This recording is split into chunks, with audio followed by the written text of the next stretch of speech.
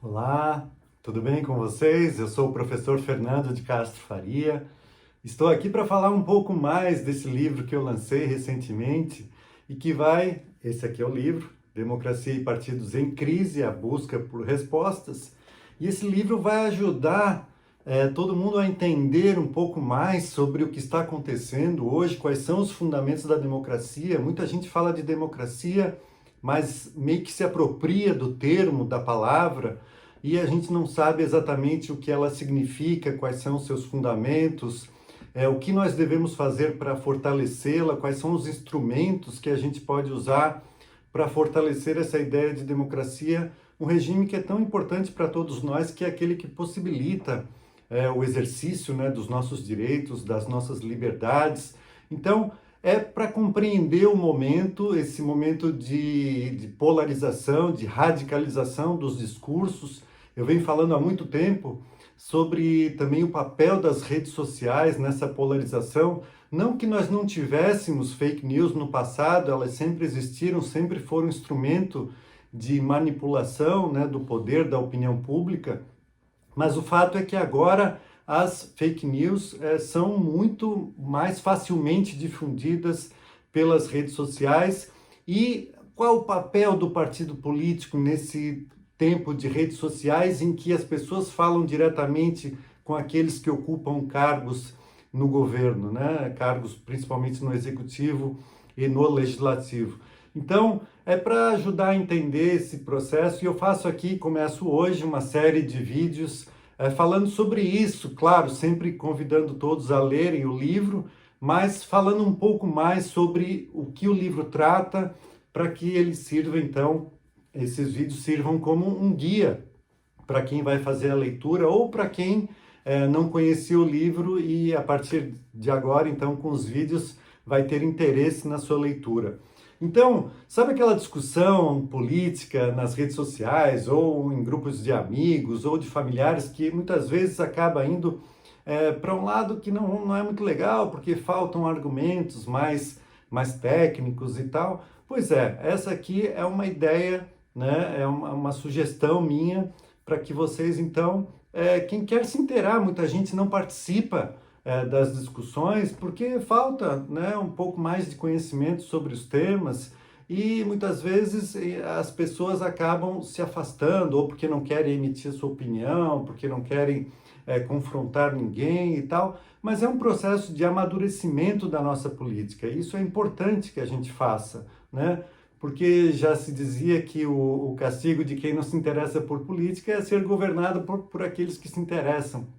Então, eu acho que é um papel nosso, né, sem partidarizar nada aqui, é um trabalho acadêmico, né, eu venho estudando isso há muitos anos, e a busca por respostas é fruto disso, né? O que está acontecendo? O que a gente poderia fazer para melhorar o nosso ambiente político, né? Então, eu proponho algumas medidas ao final e tal, mas antes, muito fundamento teórico. Eu estudo cerca de 20 autores, né, e somente sobre democracia, e eu vou comentar um pouco sobre eles aqui, mas eu queria iniciar falando então pelo termo democracia. Muita gente se apropria, como eu disse, dessa palavra, né, democracia, né, o governo do povo. Então, se a gente for verificar na história, por exemplo, populistas recorrem a esse termo também. Por exemplo, na Coreia do Norte, eles usam República Popular Democrática da Coreia. Quer dizer, não tem nada de democracia lá, mas o nome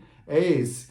O Kelsen falava, né, que se o fascismo se instalasse nos Estados Unidos da América, ele seria chamado democracia. Então há uma apropriação desse termo por muita gente. Bom, o que eu proponho aqui como conceito de democracia, na verdade, é um conceito mais ligado ao seu aspecto material, da concretização de direitos, não só a democracia naquele aspecto formal, de eleições, de regra da maioria, que a maioria resolve muita coisa, mas a maioria não pode tudo, a gente nunca pode esquecer disso.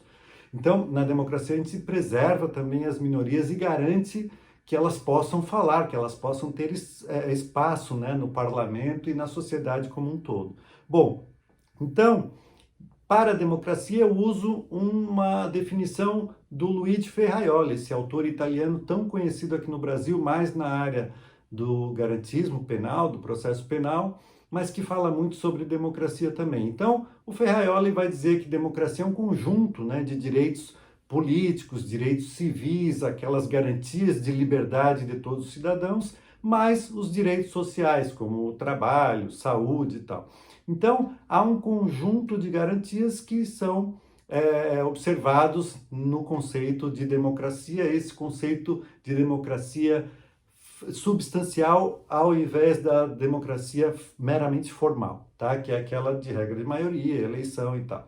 Bom, então alguns autores, né, que falam sobre democracia formal, eu trago aqui os conceitos de Kelsen, Schumpeter, Robert Dahl, e do outro lado, de democracia substancial, o Ferraioli, que eu falei, Norberto Bobbio, e também um outro autor agora alemão, o Friedrich Miller. Então, fala um pouco sobre esses conceitos. Bom, os fundamentos atuais, né, o estado atual da democracia. Eu vou buscar lá no passado alguns fundamentos, desde os contratualistas, né, como Hobbes, Locke, Rousseau, todos esses autores são estudados, são cerca de 20 autores sobre democracia, até autores mais modernos, como Kelsen, Schumpeter, Bobbio, que eu falei, o Dahl, Giovanni Sartori, Jürgen Habermas, Friedrich Miller, Ferraioli, Daniel Innerarity, espanhol, e os autores do famoso livro Como as Democracias Morrem, que são Levitsky e Ziblatt. Então, a gente vai ver alguns dos autores agora em seguida. O Hobbes, o que o Hobbes fala, né, sobre esses temas que são aqui mais apropriados e que eu trouxe para o livro? Da finalidade dos desígnios dos homens, né, da preservação da segurança, por que a gente se reúne numa sociedade, num Estado, para que a gente tenha segurança, né? Então, a atribuição de poder, de força a uma assembleia de homens que seja formada por uma pluralidade de votos, a ideia de democracia e representação. Aí o Locke vai trazer outros elementos, como a ideia de igualdade, de liberdade comuns a todos os cidadãos e com os deveres daí decorrentes. Então ele fala também do descumprimento das leis, que a sanção deve ter uma proporcionalidade, né, para reparação e prevenção. Montesquieu vai falar, além da clássica divisão dos poderes, né, de Montesquieu, vai falar da importância do voto secreto, do povo, do poder legislativo. Rousseau traz uma outra visão também, ele não defende o exercício da democracia direta, aquela em que nós resolvemos, né, diretamente os problemas, mas sim uma democracia indireta por meio da representação política, e isso é um grande papel, então, de importância dos políticos e dos partidos políticos como mediadores entre sociedade e entre o poder político.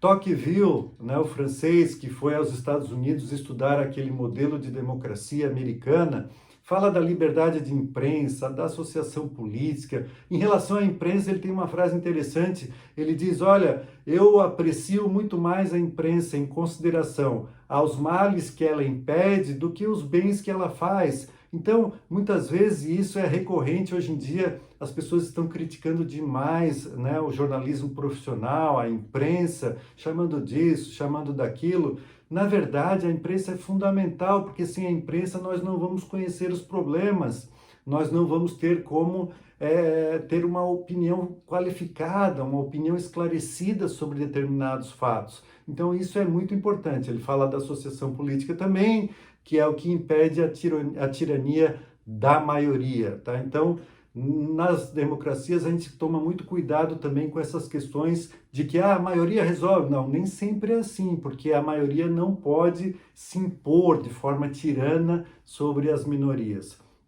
Que mais? Hans Kelsen, né, vai trazer também um aspecto de igualdade, de liberdade. Ele é contra a representação profissional, né, em substituição a um parlamentarismo democrático e tal, e ele traz uma coisa muito importante que serve muito para os nossos dias. Ninguém é dono das verdades absolutas ou de verdades absolutas, simplesmente porque elas não existem. né? Na verdade, a política, a democracia, tudo isso é muito dinâmico, mas é claro que nós temos fundamentos e que a história vem demonstrando que fundamentos formam, então, a base da democracia, mas é muito complicado a gente se arvorar, né, no direito de achar que tem a verdade absoluta sobre determinado tema. Então, é preciso bastante humildade também na hora de discutir os temas, para que a gente não fique nesse campo aí de que eu sou o dono da verdade e tal. Bom, que mais? Ele fala do seguinte: a democracia possibilita, sim, a eleição daqueles incompetentes, dos fanfarrões, dos demagogos e tal, mas a beleza da democracia é também a possibilidade de nós trocarmos de governo de 4 em 4 anos, como ocorre aqui no Brasil. Então, é a possibilidade de remoção que a democracia traz como remédio também quando isso acontece. Que mais? Robert Dahl, um autor que eu gosto muito nessas questões, ele vai falar então dos critérios de um processo democrático. Quais são?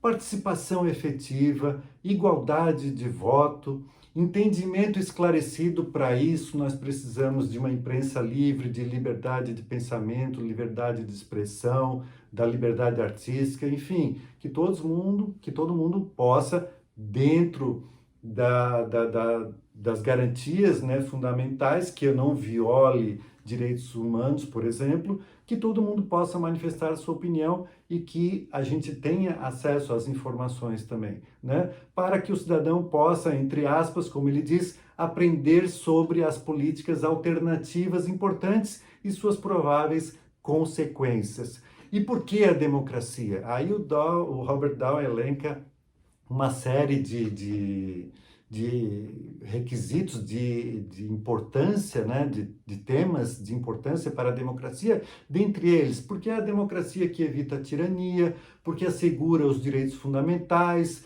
é na democracia que eu tenho uma liberdade pessoal mais ampla, ajuda as pessoas a defenderem os seus interesses, né, fundamentais, liberdade de autodeterminação, da própria escolha, exercício da responsabilidade moral que leva reflexão, deliberação, alternativa, promove o desenvolvimento humano de forma mais ampla, tem um alto grau de igualdade política, países democráticos tendem a ser mais prósperos. São várias as razões de por que a democracia. E por que as democracias morrem, né? Como dizem os autores Levitsky e Ziblatt. Eles indicam 4 indicadores do comportamento autoritário. Por exemplo, né, esses 4 na verdade, são 4 requisitos. Eu vou falar aqui: rejeição das regras do jogo, ou compromisso débil com as regras do jogo. Se eu perder a eleição, eu não aceito o resultado, né? Então, vamos ver o que vai acontecer nos Estados Unidos esse ano, um ano muito importante para os americanos, né? Porque já há uma sinalização nesse sentido, de impedir o voto pelo correio, que é um voto que talvez não beneficie um candidato, mas beneficie o outro. Então, já há uma discussão sobre as regras do jogo, né? E a campanha lá está agora caminhando aí para o seu auge, né? Vamos ver o que vai acontecer. Outro indicador comum, né, de comportamentos autoritários, além da rejeição das regras do jogo, é a negação da legitimidade dos oponentes. O político, ele, que está de um lado, ele não aceita a legitimidade do outro, ele nega a importância, a legitimidade do seu oponente. Ele quer eliminar o seu oponente e não discutir com ele as melhores propostas para o seu país. Ele também, o terceiro comportamento, né, autoritário, ele é um comportamento que leva a uma tolerância com a violência ou até mesmo um encorajamento a atos de violência. Isso na política, em qualquer lugar, nós temos que repudiar da forma mais incisiva possível, porque não é com violência que se faz política, né? O Schumpeter fala que o político resolve as suas diferenças com a palavra e nunca com a bala. Então, nós temos que repudiar esses comportamentos que pregam ou encorajam a violência ou sejam tolerantes com a violência. E, por fim, um quarto requisito é a propensão desse comportamento autoritário, dessas pessoas que têm, a propensão a restringir a liberdade civil, as liberdades civis dos seus oponentes, inclusive da mídia, querendo calar a mídia, querendo controlar, querendo, em última análise, fechar alguns veículos de comunicação, né? Então, e desprezar esses veículos de comunicação de uma forma incisiva. Então é isso que os autores falam, o Levitsky e o Ziblatt, em seu livro Como as Democracias Morrem, que virou um clássico já e recomendo também a leitura. Bom, por fim, nesse vídeo de hoje, que já ficou um pouquinho extenso, eu queria falar um pouco sobre os índices de aferição das democracias, né? Os índices são muito importantes porque institutos que trabalham a qualidade das democracias em diversos países do mundo utilizam índices, né? E que esses índices vão verificar quais são os requisitos para se considerar um país democrático ou não, tá? Então, são vários, Freedom House, Democracy Índice, ou Democracy Barometer, IDEA International, vários deles falam isso. World Value Survey, que é uma grande fonte de pesquisa, é WVS, né? World Value Survey. Então, isso é muito importante, né? E o que esses índices falam quando eles falam de democracia?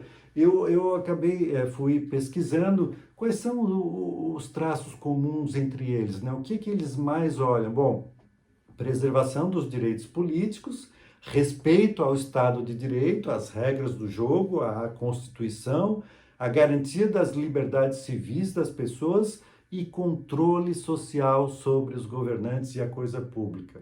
Peço que guardem isso, porque ainda vou falar muito sobre controle social, mais aqui na série final dos nossos vídeos. Então, pessoal, eu vou terminando aqui esse primeiro vídeo, tá?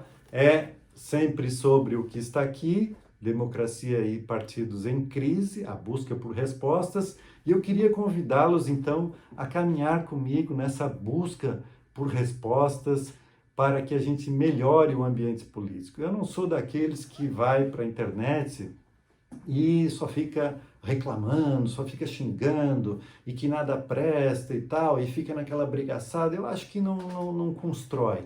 Isso não auxilia em nada.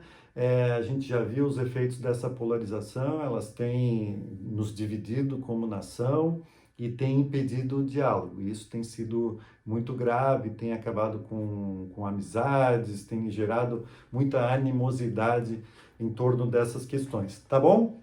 Então, convido a todos, avise aí, marque alguém que você queira que saiba um pouco mais sobre esses temas, que se interessa por isso, tá?